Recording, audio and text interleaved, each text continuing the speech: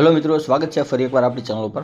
તો આજે આપણે વાત કરવાની છે જે 2 દિવસથી વરસાદ જે પડી રહ્યો છે ગુજરાત ઉપર, તે હજુ કેટલા દિવસ રહેવાનો છે અને શું આની માહિતી છે તો આપણે જાણીએ।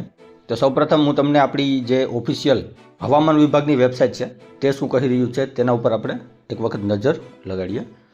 તો તમે જોઈ શકો છો 30 તારીખના રોજ જે હવામાન વિભાગ આપણું છે તે સૌરાષ્ટ્રના જે ઉપરના ભાગો છે દરિયા કિનારાના તેમાં ઓરેન્જ એલર્ટ આપેલું છે અને કચ્છ જિલ્લામાં ઓરેન્જ એલર્ટ આપેલું છે। પણ આમાં સુધારો વધારો થયેલો છે। આ ગઈકાલ રાતનું અપડેટ છે, પણ આમાં ઘણો સુધારો થયેલો છે।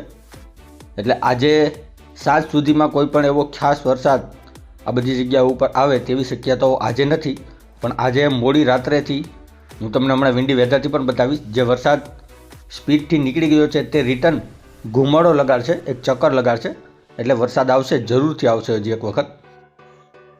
આ 31 તારીખનું છે જેમાં પણ ઓરેન્જ એલર્ટ આપેલું છે અને 31 તારીખના ઓરેન્જ એલર્ટ છે તે મુતાબિક વરસાદ આવવાની શક્યતાઓ રહેલી છે।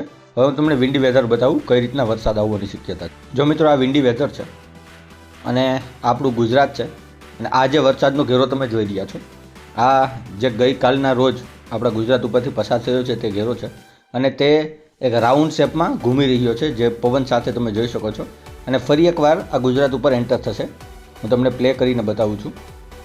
ધીરે ધીરે ફરીથી ગુજરાત તરફ આવશે અને જામનગર, પોરબંદર, વેરાવળ, ગીર સોમનાથ, રાજકોટ, સુરેન્દ્રનગર અને કચ્છ જિલ્લો, આ બધા એરિયાઓમાં ફરીથી એક વરસાદી વાતાવરણ સર્જાશે। જે 2 ઓક્ટોબરના રોજ શક્યતાઓ ખૂબ વધારે રહેશે કે વરસાદ આવે ગુજરાત ઉપર।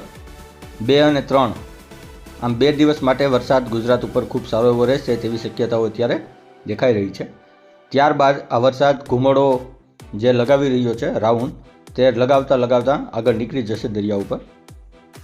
આજની અપડેટ છે જે તમે જોઈ શકો છો। હું તમને સેટેલાઇટથી પણ બતાવી દઉં। આપણે કોઈ પણ આગાહી નથી કરતા, જે તમને બધા લોકોને ખ્યાલ જ છે। આપણે ફક્ત સચોટ માહિતી એકઠા કરી અને તમારી સામે આ માહિતી મૂકીએ છીએ। આ સેટેલાઇટનો ફોટો છે અને જે આપણે સિસ્ટમની વાત કરી રહ્યા છે તે આ જે વાદળો તમને કાળા દબાંગ દેખાઈ રહ્યા છે તે વાદળો છે અને આ ઘુમાડો મારતા આ ગુજરાત ઉપર નીકળવાના છે એટલે વરસાદ આવવાનો છે। જો હું તમને પ્લે કરીને બતાવી દઉં, આ જે ફેલાઈ રહ્યા છે આ રાઉન્ડ શેપમાં ફેલાઈ રહ્યા છે, કેમ કે ત્યાંથી દરિયાનું પ્રેશર પણ તેને મેળવ્યું છે અને જે આપણું હોવાનું ગુજરાતની આબોહવાનું પ્રેશર હતું તે તો હતું જ, એટલે બંને જોઈન્ટ થઈ અને એક રાઉન્ડ શેપ બનશે અને ફરીથી ગુજરાત ઉપર એક વખત આવે તેવી શક્યતાઓ અત્યારે દેખાઈ રહી છે। તો જોઈએ છીએ શું નવું થાય છે તે આગળ વિડીયોમાં તમને અપડેટ કરશું।